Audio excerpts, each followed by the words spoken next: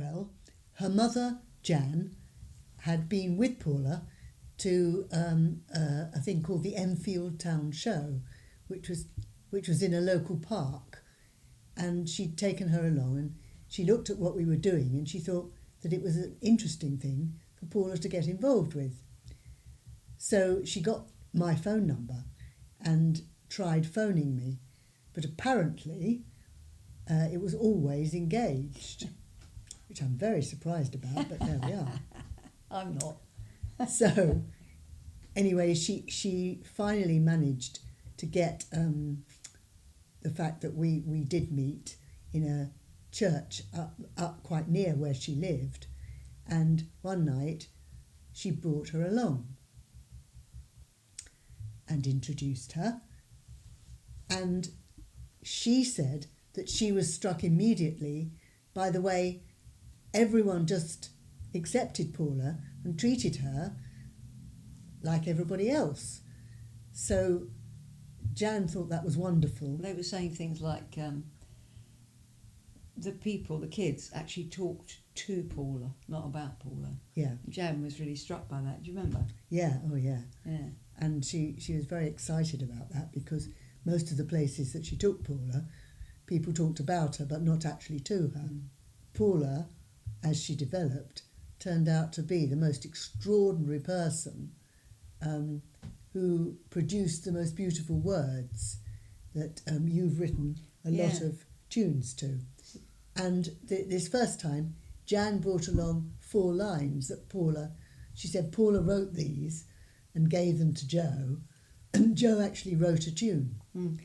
I sang her words to a tune that I'd written, and that was a very seminal moment, actually. Yes. Wasn't it? Yes, because it started Paula on her road to what in fact became our writer-in-residence at Chicken Shed.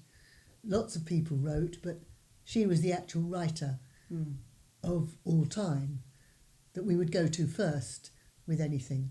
So that was the start of Paula, and that's how she got involved in Chicken Shed. Mm. The amazing thing about Paula is that she was never taught to read or write, but she used to sit on her mum's lap as a little girl whilst her mum was reading magazines, didn't she? And she obviously picked up the words, even though she wasn't actually taught. And she used to have this band round her head with a pointer, and they held her head, and then she would point to the electric typewriter. So we're really going back a long time, and she would painstakingly type out the letters. So that's how she physically wrote. Then later, her dad just literally made a word board, letter board. It's just like a tray with A, B, C, D, E, F, yes and no.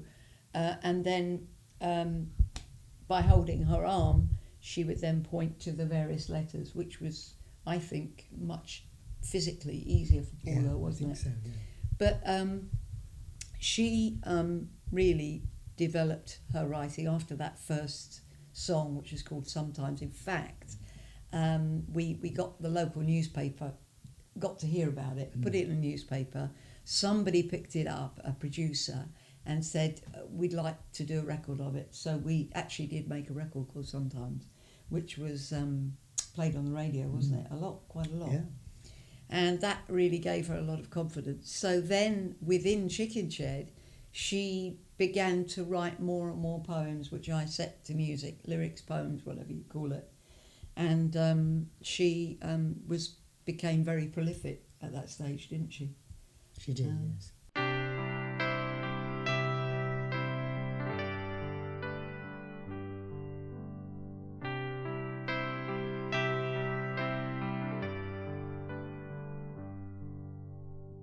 Sometimes I'm happy, sometimes I'm sad, sometimes I'm lonely, sometimes I'm glad, but as long as I have you,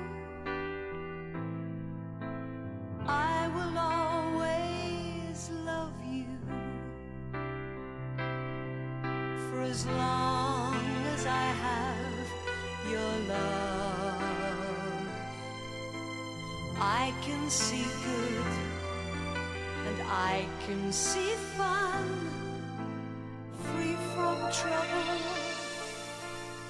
free from harm, Mom.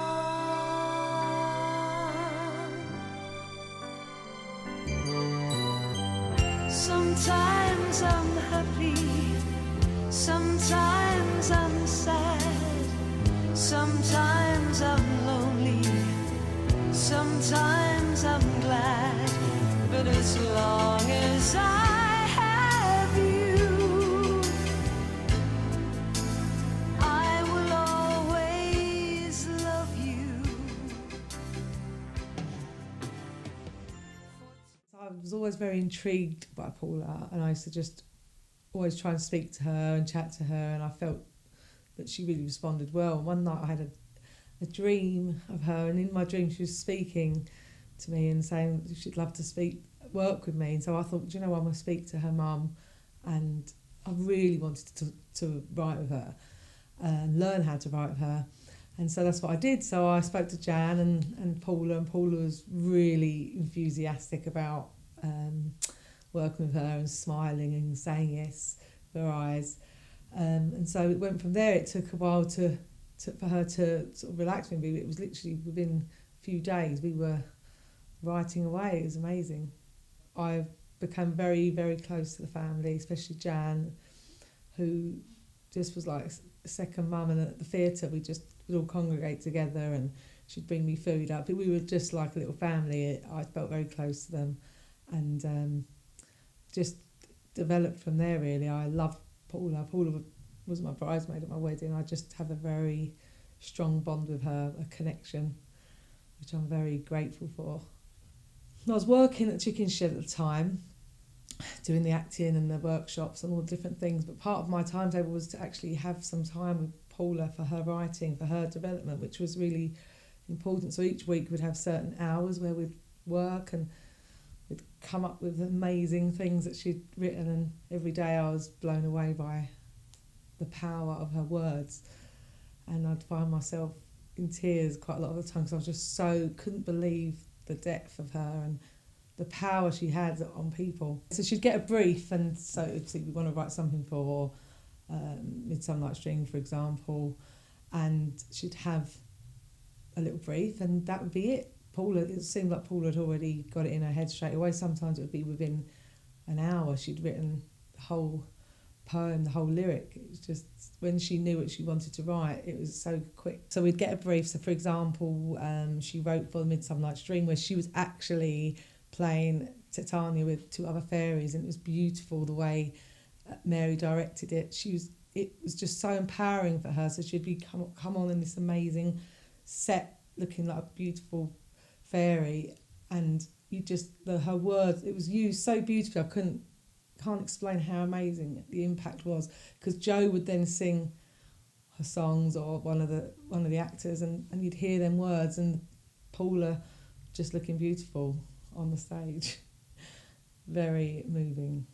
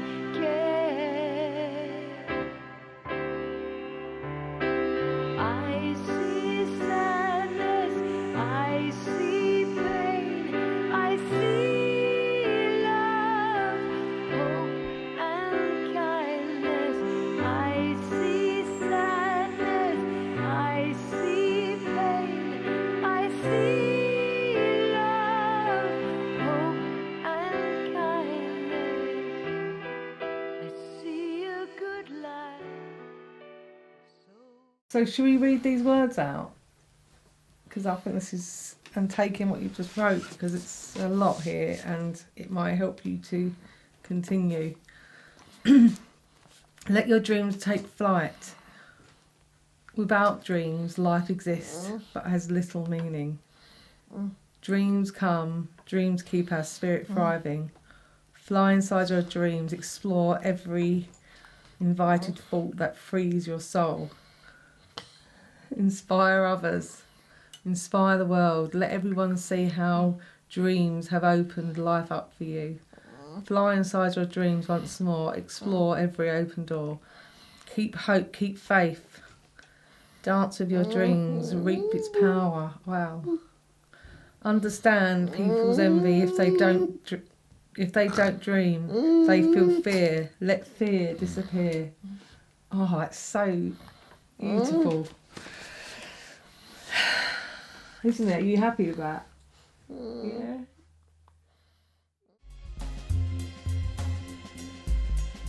Without dreams, life exists, but has little meaning.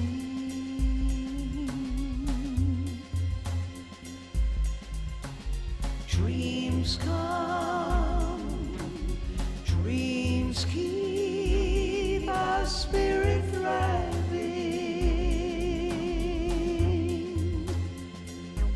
Fly inside your dreams, fly inside your dreams, fly inside your dreams, fly inside your dreams.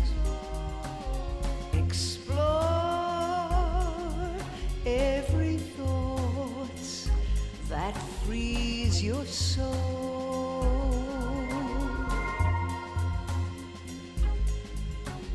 Inspire others, inspire the world.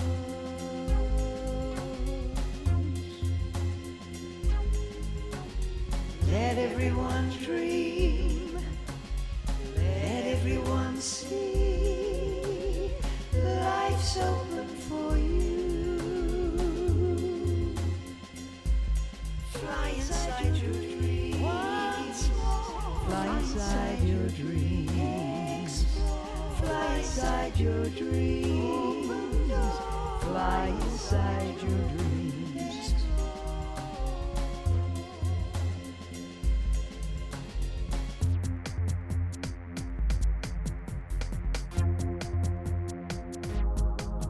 Keep hope, keep faith, dance with your dreams, reap its power.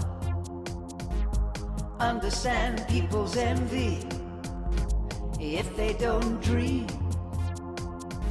They feel fear, let fear disappear.